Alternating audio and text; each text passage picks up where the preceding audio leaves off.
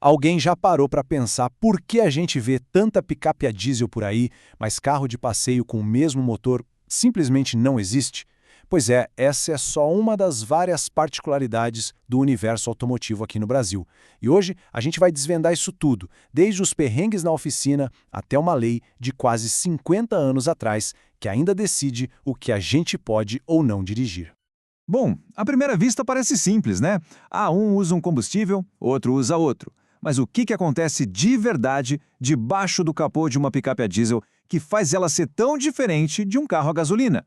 A resposta para isso, curiosamente, não começa na estrada, mas sim na oficina mecânica. E é aqui que a gente entra no primeiro grande desafio, o diagnóstico. Para o mecânico pegar um veículo leve a diesel para consertar, pode ser quase como começar uma investigação. É um processo muito, mas muito diferente do roteiro mais direto de um motor a gasolina. Olha só a diferença na prática. Com o motor a gasolina, o diagnóstico geralmente segue um manual, é mais padronizado. Agora, com o diesel leve, o processo é investigativo. O mecânico precisa virar um verdadeiro detetive, sabe? E a primeira pista, quase sempre, vem de uma boa conversa com o cliente para entender todos os sintomas do carro. E por que essa investigação toda é tão complicada? Simples. Porque esses veículos são os campeões da customização. As famosas adaptações. Um rastreador que foi mal instalado, um remapeamento da injeção para dar mais potência, até um sistema de som mais potente. Tudo isso pode criar uns fantasmas eletrônicos que transformam um diagnóstico num verdadeiro quebra-cabeça. Agora, saindo um pouco da oficina. Vamos para uma questão que define a paisagem das nossas ruas, das nossas garagens. Por que será que num país que é apaixonado por carro, uma categoria inteira de veículos simplesmente não está disponível para o consumidor comum? Essa é a pergunta de R$ 1 milhão, não é mesmo? Enquanto lá na Europa é super comum ver carros a diesel rodando nas cidades, aqui no Brasil eles são proibidos para uso particular. E a resposta para esse mistério não está na engenharia, não. Ela está na legislação. Mais especificamente, em uma lei lá de 1976.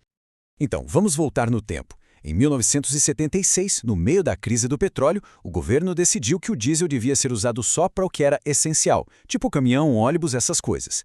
A ideia era economizar combustível e também limitar a poluição de um diesel que, naquela época, era bem mais sujo.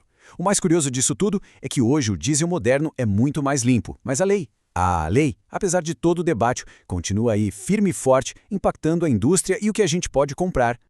Mas para a gente poder entender por que essa separação entre diesel e gasolina sequer existe na lei, a gente precisa mergulhar um pouquinho na química.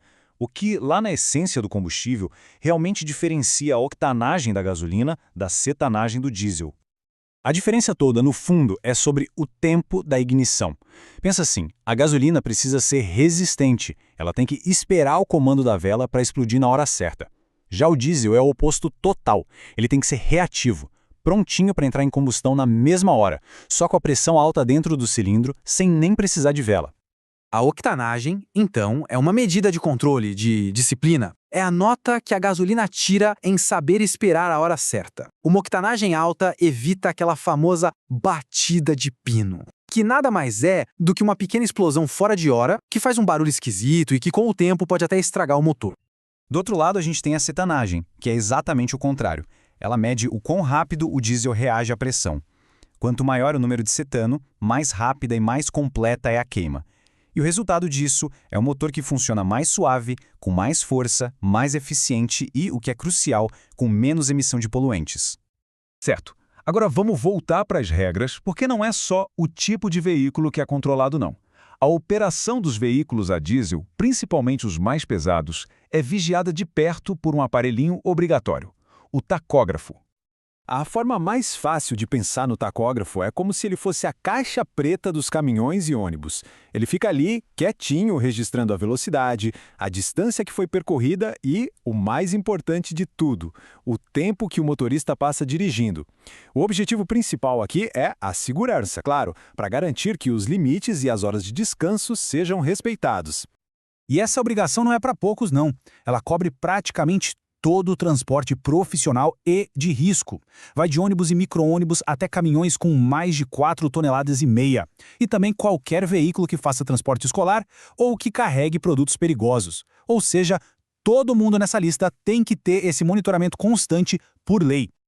E tudo isso nos traz de volta àquela questão do começo. Com os motores a diesel que temos hoje, muito mais eficientes e, em vários casos, até menos poluentes que muitos motores a gasolina, será que uma lei criada lá em 1976 ainda faz sentido? Fica aí a reflexão para a gente. Será que o Brasil está perdendo uma oportunidade de tecnologia e de mercado, ou está, na verdade, protegendo o nosso futuro energético e ambiental? Bom, o debate continua aceso.